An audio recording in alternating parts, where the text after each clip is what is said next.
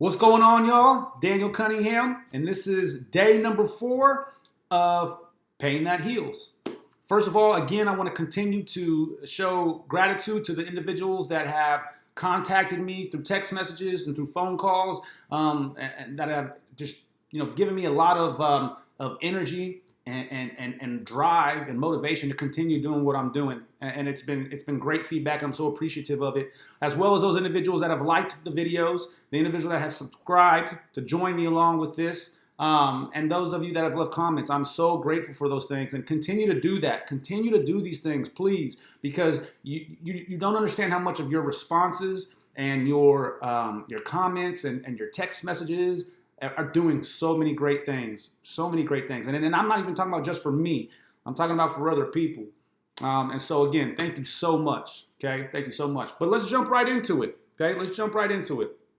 So the last one time we were talking, I was talking a lot about self-reflection, being able to go to your quiet place, detach from all the excess noise and distractions, whether they're good or bad, and just to be in stillness with yourself, right? And how that can be the most painful thing that you can do, because you're really, it's that self-reflection, finding out about yourself, who you are, right? Because you can't lie to yourself. Now I want to just talk a little bit about how to do it and what it looks like for me, okay? And so each morning that I wake up, I do these moments of gratitude, just thanking God for everything that I've had in my life up to this point. My kids, the mother of my kids, work. Thank you for my house, my car, just like little things. And I know those things are big things, right? But even the smaller things, right? The experiences that you have had, whether they're good or bad. Remember, because those things everything's perfect. Everything is there that sets you up on this trajectory to take you wherever it is that you want to go in life, right? And so the way it looks for me is I do those moments of gratitude. That's how I started off, right? And then I do some goal setting, and then I go get a quick sweat in. I don't have to go to the gym to get an hour sweat in, but get a quick sweat in. Sometimes it's in the form of yoga. Sometimes it's in the form of going on a walk, going on a run, whatever it might be, doing a few push-ups, right? And then I come back, and then I sit down and I meditate, like actually meditate, all right? Some people can call it prayer, but when you're praying, you're talking, you're speaking, right? And so it's hard to listen when you're praying. So in order to hear, you got to be in stillness, pure quiet, focus on your breaths, right? And so in order for me to do that, I slowly close my eyes, and I'm usually in my living room, just sitting on the floor, right? There's no special place that you got to do it at. You can do it anywhere. You can sit down in your computer chair and do it, right? You can lay in your bed and do it. And so what I do is I start off by doing diaphragmatic breathing, okay? I slow everything down, my thoughts, slow my breathing down eventually. But I start off with 6 deep breaths through my nose, and then a high-pitched exhale out of my mouth. And what that does is that slows down your nervous system, okay? It slows down your nervous system, your autonomic nervous system, which has 2 different parts to it, okay? The 2 different parts it has to it is your sympathetic nervous system and your parasympathetic nervous system, okay? These are the things that are going on when it comes to what your brain is doing for you, okay?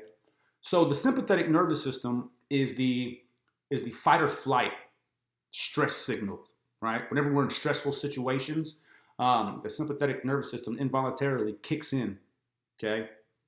And it helps us out with these stressful situations, like getting cut off, or the coworker that is bugging me and is making me upset, or even when my child might do something that kind of, right, it triggers that sympathetic nervous system. And what happens is just a boost of hormones are released, okay, right, that help you with that alertness, and your heart rate starts to go up. But what's happening there is it's sending blood, okay,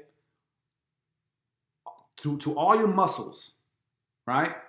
To all your muscles, because you're trying to get out of that situation. This is a primitive thing, right? Whenever in the caveman days, whenever they're trying to go kill something, right? That kill for the week or for however long, that sympathetic nervous system kicked in, and now they're running and chasing something, and so blood has to be sent to all the muscles to keep them working, right?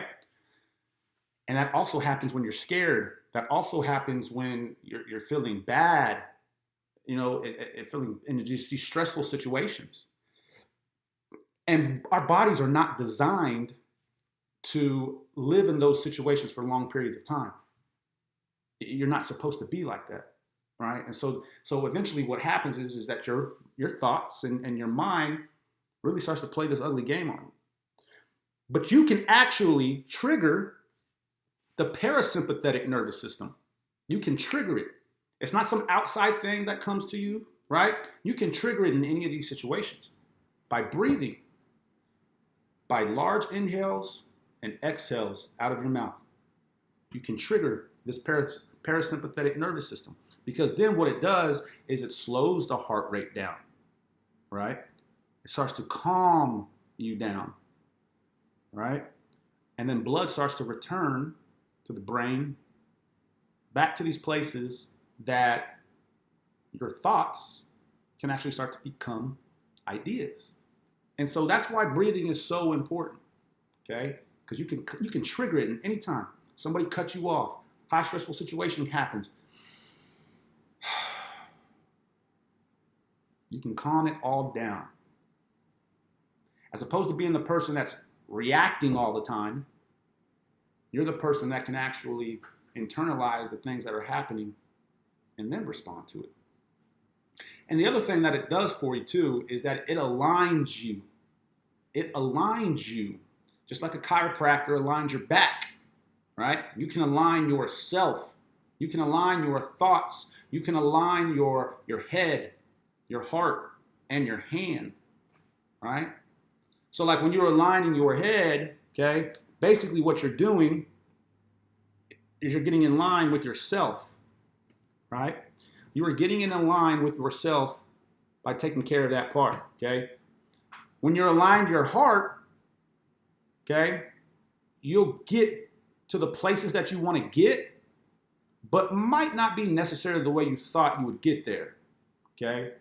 And then when you're aligning your hand, okay, your heart, your head, and then finally your hand, okay, that's the part of like service. You can get to that part of service, of what you have and what you can give to other people, right? Your service, whether it's at work, and whatever it is that you might do. So meditating, practicing the breathing, it triggers that parasympathetic nervous system that allows you to detach from those stressful situations. And then it allows you to get in line with your head, your heart, and your hand. And it's super cool. It's super cool. It's tough at first, right? But as you start to practice it over time, it becomes very easy. And you'll see the benefits of it right away. You feel more energetic. You feel better about just that day. You feel better about what you're about to go out and do for the day, right? It's a game changer. And it can change the way you look at things. And something so simple as that puts you right back in control of who you are, of what you want to do, who you want to be, and how you treat others and how you respond to other people, right? It puts you in a good state of mind, that flow state. And when those things happen, things just naturally gravitate towards you, right? Your ideas, your thoughts become ideas. Your ideas become your movement, your destiny, things you want to accomplish, things you want to do. Things don't bother you as much anymore. You don't get as defensive anymore when somebody says something to you that you don't like. You're not irritable, right?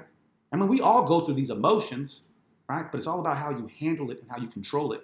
And you have all of the control in the world to do it. So try it out. Just try it out. Try it out for 5 minutes. Tell me how you feel.